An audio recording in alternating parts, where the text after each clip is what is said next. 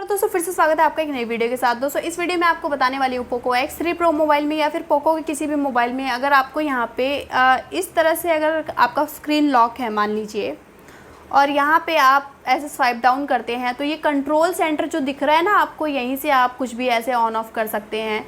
तो ये control centre यहाँ पे कैसे लेके आ सकते हैं अगर आपका शो नहीं कर रहा है और या फिर आपका नोटिफिकेशन यहाँ पे नहीं शो कर रहा है, नोटिफिकेशन वगैरह, नोटिफिकेशन बार।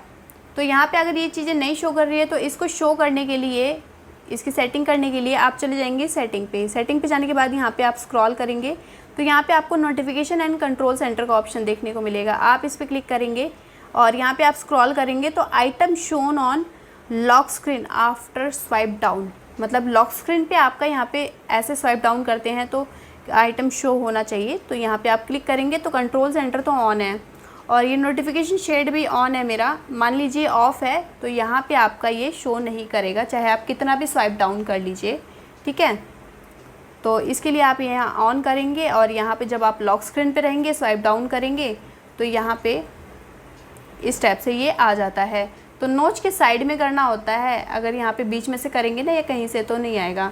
तो इस टाइप से आप यहाँ पे नोटिफिकेशन शेड शो कर सकते हैं लॉक स्क्रीन पे। तो आई होप गाइस ये वीडियो आपको ज़रूर पसंद आया होगा।